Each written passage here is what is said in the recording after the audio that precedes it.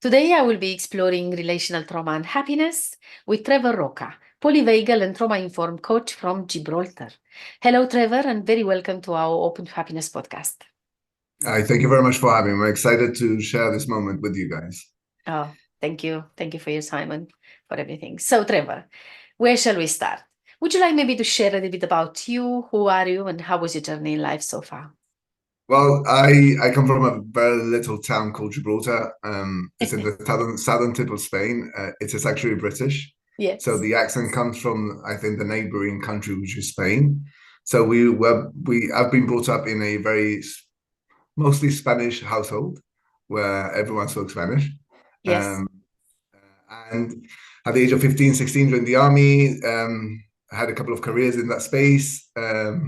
At the age of 25, I was very lucky to come across the world of personal training, which I found fascinating. How the physical aspect could really regulate someone's sort of lifestyle, essentially, without knowing this. So I went into the physical world because I thought I'm going to help people lose weight. But I found that the benefits of working out was beyond that. Right.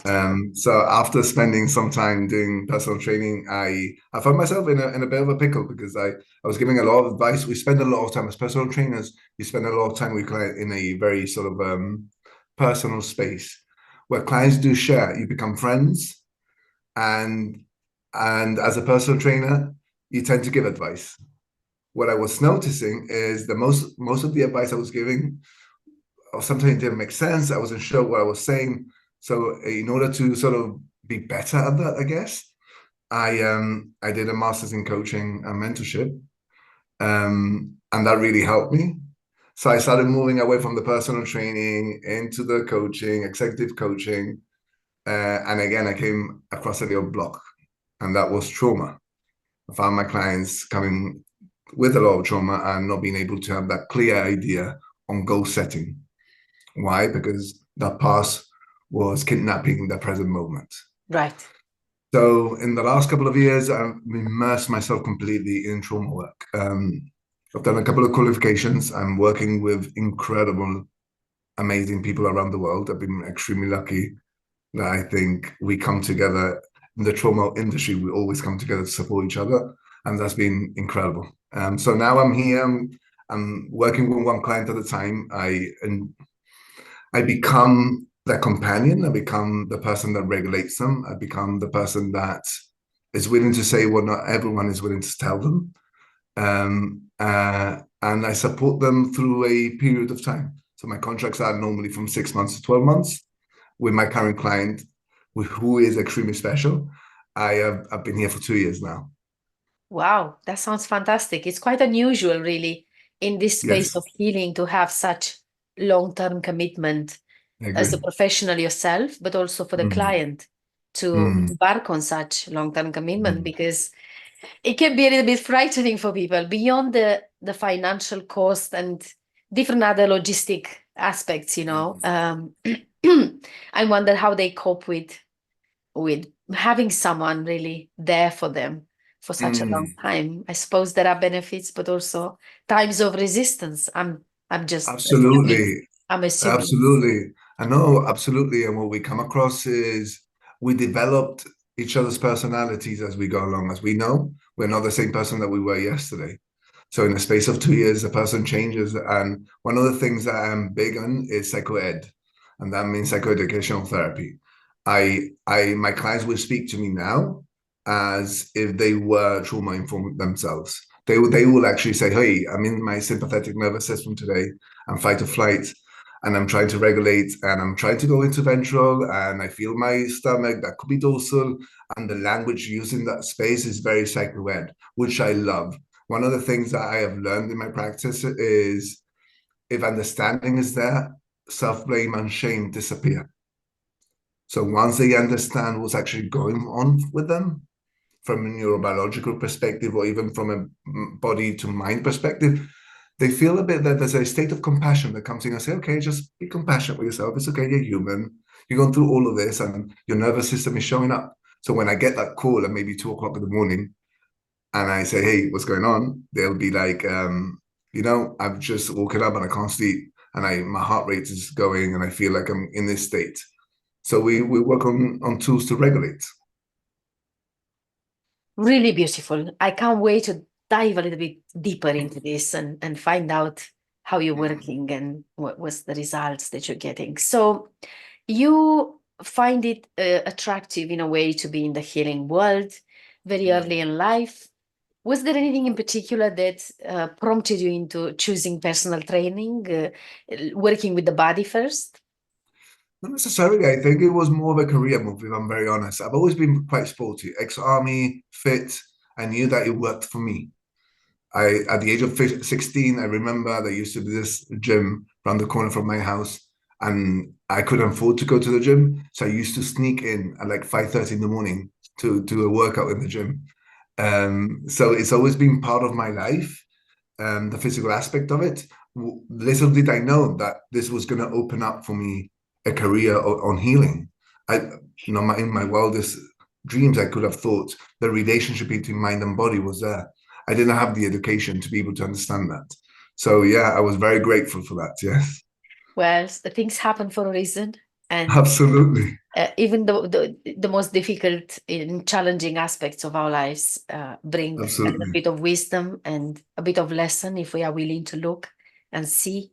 Um, Mm, what I'm hearing is that you're obviously quite lively as a person yourself, yes, thank you quite very much. active, quite I am. active, and you want to tap into this sense of aliveness and vitality. Mm, And then naturally, you had to go through the physicality of it before you mm, moved into much deeper mm. work with your clients. But more the question was about whether you experienced some adversity yourself that Of prompted you to course. search into this healing world. Um, Yes, of course. This is what I found at a later stage. The reason why I was obsessed with going to the gym was self-soothing. I was trying to regulate in a particular way that makes sense for me. I was very lucky that I never turned into drugs or alcohol. I just turned into training and physical training and going through that sort of pain. And I think there is a correlation between trauma and physical endurance. no, Um, absolutely, it is. and Yes. we've known this, right? So I believe I felt into that spectrum. I came from a family that, even though we were very tight, emotional affection wasn't there, and I think that's what I needed. They were great parents, great family, but that emotional aspect was missing. And me as a human being, I'm very emotional, very connected, so I missed that. And I think for many years, I questioned that in my own life, trying to figure out what is a part of me that was missing. Um, and that's what I think training gave me. It gave me the ability to take control of my own emotions. And that where obviously that it's pain. You're taking your body to a limit. I also did an Ironman or half Ironman, but I was training 6 7 hours a day. So I think there was a relation between that attachment at home and how I ended up was very much a gradual progression and a natural step for me. Yes, because in a way, what you're describing a young man that is now empowered, that feels empowered to, take Mm, ownership of his life, mm, self-inquire, mm, how am I? Why do I feel connected? Why do I love mm, this type of relational life? mm, And what was actually missing in mm, my childhood? And how do absolutely. I reconcile between the man that I am today and the Mm, child that maybe had some developmental deficits? And I mm, think the training, whether it's, physical or mental or spiritual, whatever practice we go through, it mm, always taps into all of the others. It's not like mm, we just work with the body. As you mm. release endorphins into the body, the mind will start to So, feel differently, isn't it?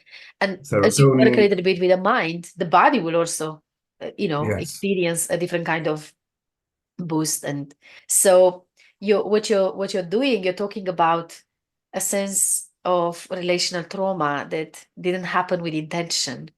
yeah. It didn't happen in a conscious space. It was just Mm, the, you know the nature of things. This is how families are. This is how people Yeah. behave. This is how they've been shaped. This is what they've learned. Mm. And I lack that emotional connection with my parents as well, so I can relate to that. So Okay. now, if we shift this gradually into what is trauma really for you, well, Trauma, how would you yeah. see? How would you talk about trauma these days? Trauma is the inability to be in the present moment. Um, but the thing with the past is that it's not really the past. We are transcend beings. I can visualize now a moment that from my past and live that emotion, as well as I can envision something that could potentially happen and live that emotion already. So I think trauma as a heading would be not being seen or heard at one particular time in your life, and you carry that because in order to be able to survive, there's coping mechanisms which essentially shape your behavior. And what we do, as you know, we go back into that spot and said, okay, so let's just find out what this behavior came from, and let's try to understand it a bit better. And throughout your work now with different clients, have you noticed a particular tendency and trend around relational trauma? Has it Guilt. happened early in life? Is it Mm. happening, Yeah, throughout it is. youth years? Is it happening even in adult life? Well, what's your learning from that? But my take on relational trauma now, as I see it, is driven by guilt. And it's a shame because it's a shame and guilt are brothers. They constantly show up in our work. Do I see it more than often? I can speak from the clients I've had, and I think that we all carry shame. But it's again coming back to using compassion as a tool. So when we have a lot of shame and guilt, we work on those, we understand where they come from. And then I use a lot of tools of compassion, coming back to using compassion, state of compassion, in order for them to understand themselves and also to have compassion to those around them. Remember, my understanding of racial trauma is there's a moment that there's two individuals and one of them has a bigger authority and uses that authority as a way of abuse or neglect or whatnot. And sometimes it happens without the parents even knowing. So what I do is I go back and I'll allow my client to understand um, or try to come to terms with the intention behind of those moments where they say, well, my mom never came to school to pick me up. And that in itself, there's a story which I often say, and this was a client of mine many years back. She was dealing with struggling with a lot with rejection. And we did a float back. And it ended the moment that she started for her was she was in a park with an ice cream. Ice cream fell on her, and the mum pushed her away. And that moment there created the blueprint for the rest of our life in terms of rejection. So we went back to that space and we got there and we did the EMDR and desensitized that memory for her. But relational trauma, I think any sort of relationship is going to have some sort of trauma. I agree. Because it's impossible for us to understand each other. So it's cool. I truly believe the same. So now, how do you feel that trauma impacts our lives and, maybe blocks our happiness, our openness towards joy and whatever this gift of life has for us? I think we need to understand as well. I think there is a wider conversation on trauma and inconvenience. I think that we are coming across a narrative now that trauma is everywhere. And I agree with that to a certain extent. There's moments of inconvenience and there's moments of trauma. There are moments in your past life that trauma does disrupt the way that you are now. And the way that we find out is how your nervous system shows up constantly. So if you're an anxious person and you're in a state of anxiety constantly, you might full regulate, but unless you sort of address that, that's constantly going to be there. And we see this in society nowadays. Our society has been driven by the masses. I'm expected to buy a new car. I'm expected to buy the bigger house. I'm expected to get married and have a wedding of £100,000 wedding. I'm having clients coming through. The sort of trauma that they're living, they're actually living a trauma, and the trauma is coming through the pressure and the expectations of society. Yeah, that's an important aspect, isn't it? It's social trauma in a way. It's comparison, it's pressure on performance and achievement, and Precisely. we internalize it in our own way. And of course, we become our worst enemies in a way, Precisely. in the way we treat ourselves and we lead our lives out there. So talk a little bit about your polyvagal theory. I mean, not yours, but your understanding of it. Stephen Porges. Yes, I know. And how do you actually integrate this into your work? So uh, I have a friendly amendment to the polyvagal theory, and that there is obviously the ventral, which is when the state of connectedness, the moment that you feel at one with everyone, your vagus nerve is relaxed and it feels creative, right? Then you have the state of sympathetic nervous system, and that's your fight or flight as we know it. And then you have your dorsal, which is your total collapse. How I integrate that is through a state of compassion. I include another state there. So the moment I give my clients tools, or we work on tools that work for them. So for example, I've got clients that nature is very restorative. For them, the moment that they feel they are stepping into that state of protection and they're being extremely flexible on states, they will come to a place and say, okay, I need nature. And nature could be as simple as going down in the garden and pressing their feet against the floor, finding those tools. So I am very tools based. There's a beautiful documentary and it's called Studs on Netflix. And it's a doctor that deals with a celebrity and he talks about tools a lot. And I think what I do with my polyvagal is exactly the same. It's understanding what the triggers are and understanding what your glimmers are. Your glimmers are the moments of joy that brings a vagal tone to your life, which is a stability of being able to be flexible. We can't be rigid either. We can't constantly be in a ventral state where we're very happy and connected. There needs to be a moment that you go down into your sympathetic and come up, and even into your dorsal, as long as it's done correctly. So going back to your question is, I give them tools. We work on tools that work for them. Cool. What is in plain language for people, for Oh, people sorry. listening So plain language will be and watching? Yeah. What is the meditation. understanding beyond it? So it'll be meditation. It'll be yoga. It'll be anything that brings you into your moment. To the idea of the polyvagal theory is to bring you to the present moment. That you can actually regulate yourself through vagal brachial through your breathing behaviors and techniques. In layman's terms, is what happens. So your vagus nerve gets irritated and it wants to defend you. It wants to protect you. There is a term that Stephen Porges coined as neuroceptions. You know, when you go to a bar and you're feeling fine and you go in there and out of nothing you feel anxious and you're like, okay, what's happening? I was fine outside and I'm feeling really anxious in here. That is called neuroception. There's no cognitive behavior or conscious mind there.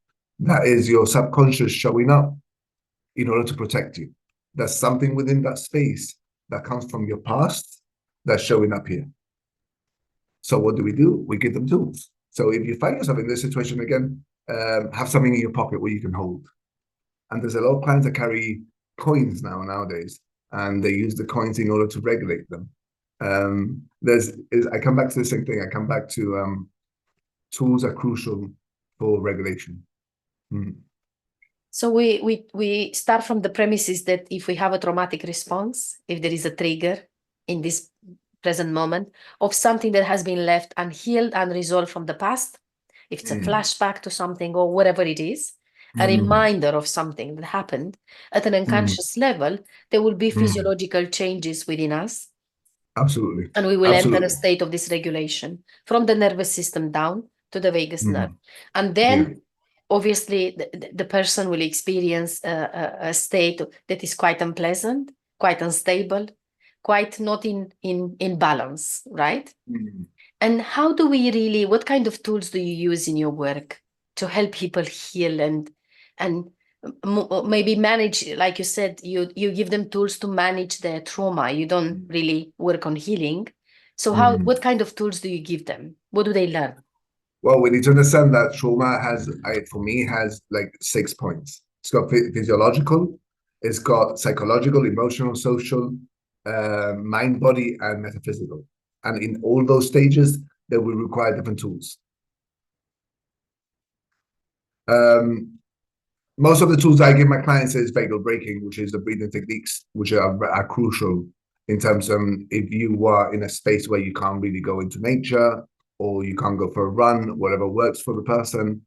Um, I give them EMDR and I do safe space. Have you heard of EMDR before? You Yes, know what yes, EMDR is? yes. So for those that do not know, is eye movement desensitization and reprocessing. And what we do is by using bilateral stimulation, we allow our limbic system to open up and to process moments and memories in a way that makes a lot of sense, right? It sort of speeds up the memory processing of all the moments processing in the moment. So I allow them to self-soothing in order to do some bilateral stimulation. That's one of the tools I use, and it's extremely effective. Obviously, before we go into that, my client goes through weeks of doing bilateral stimulation with me for them to understand where they can go and what is it they can do or not do in that space, which is crucial. But most of the tools I give is because of my personal trainer background. I think everything is very physical. So either you go for a walk, you co-regulate, which is crucial. I think people don't understand that co-regulation is crucial to self-regulation. Before you self-regulate, you need to co-regulate. And co-regulation means finding those individuals around in your life that act as a happy anchor. You know, when you meet someone in your family or friend, at the moment that you see them, automatically your nervous system drops, you feel connected.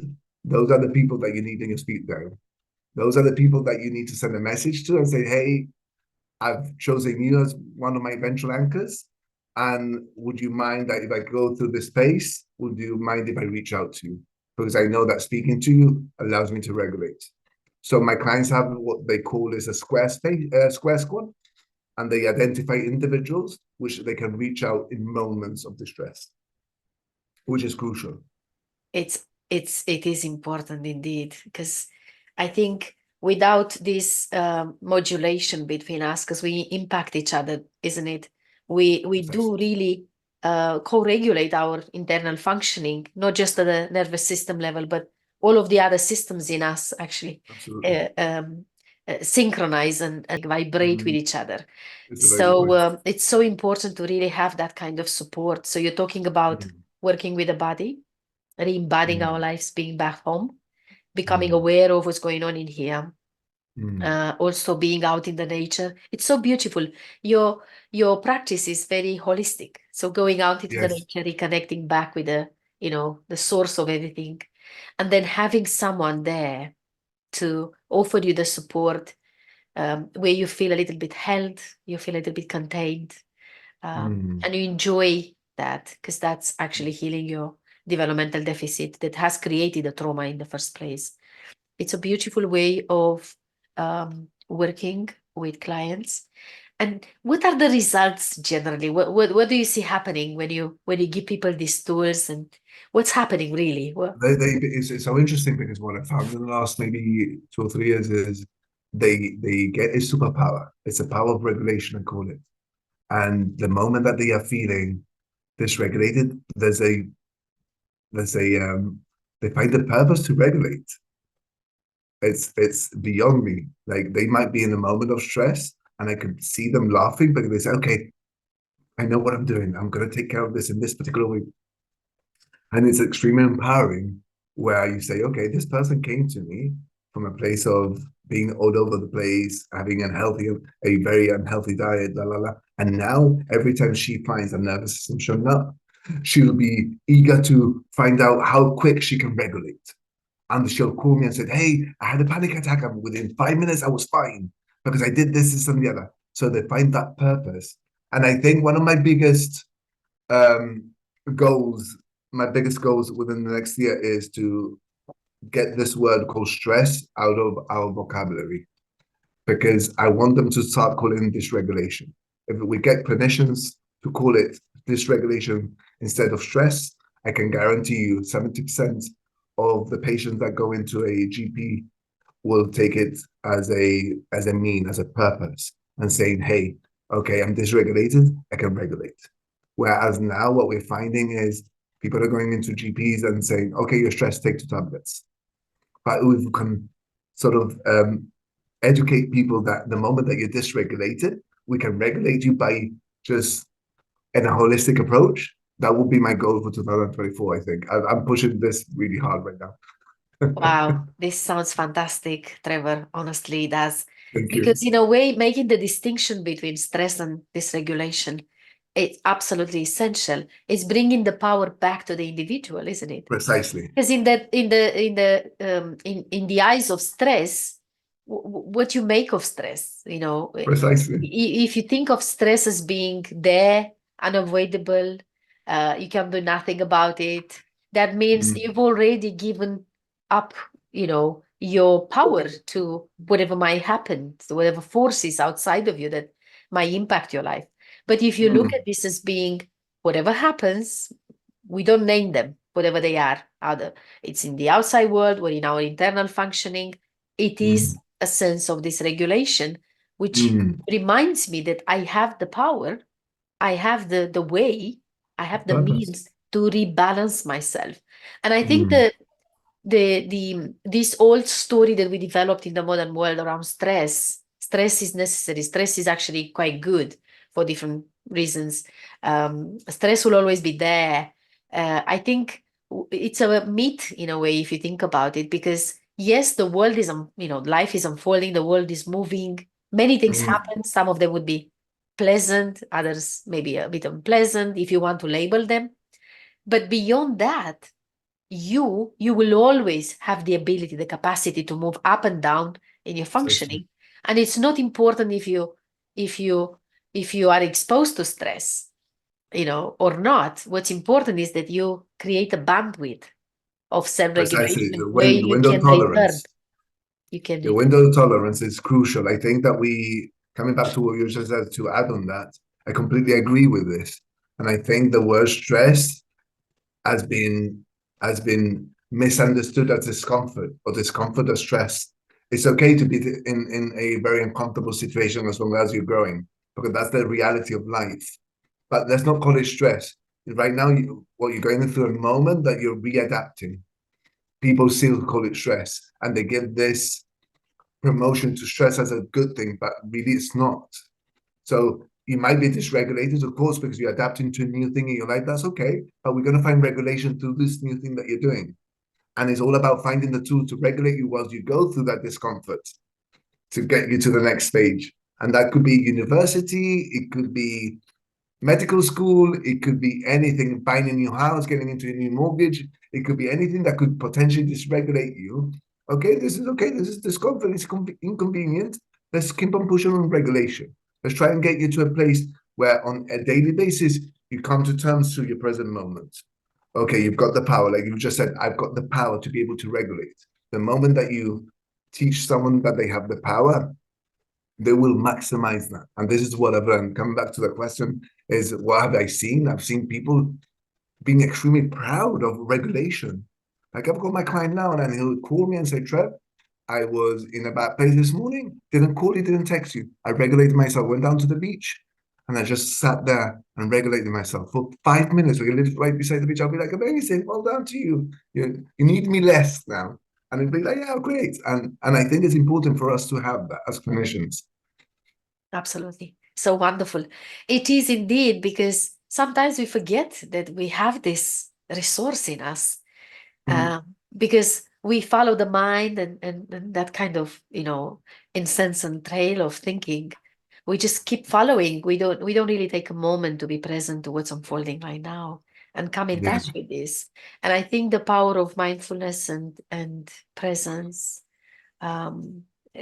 cannot be underestimated. And And I'm so pleased when I see people, taking time for themselves, in integrating this into their self-care practice. Yeah. So you're talking a lot about conscious awareness, becoming more mindful, being present, and Mm. doing your best to bring yourself back into a state of self-regulation. The sooner Mm. the possible, the as soon as possible. Yes, and it's so interesting because this conversation has brought up another memory that I've had. A couple of weeks ago, we went out for lunch with another colleague. He's a psychotherapist, and we went into a conversation of psycho ed, and we started going to neurobiology, la la la la. And he says, "Do you think that sometimes we just need to be there for them?" And I said, "Yeah." You go into the world of psycho ed, that you forget that the biggest tool that we have is being there. Our presence cannot be faked. So Yeah, just being there with the client is a massive tool. yeah, indeed. So true, because very often we keep our eyes on the outside world, hoping to get Yeah, the answers from there, and we forget yeah, about this wisdom that we carry within ourselves, this knowing, this intelligence yeah. that is in there. So true. Wow, very, very pleasant talking to you about this. I Thank you very absolutely much. love the way you work. Towards the end of the podcast now, Trevor, maybe you can share with us now um, the best three teachings you have for our listeners and watchers to live a Yeah, happy and fulfilling and balanced and yogic and, whatever special life. yes. So the first one would be a gentle reflection. It is crucial for us to look back on moments that could potentially had an impact on our nervous system and really in detail find out what's around it. The other one would be confidence is a result of what you do. So there's a lot of people that believe that confidence, you need to have the confidence to do something.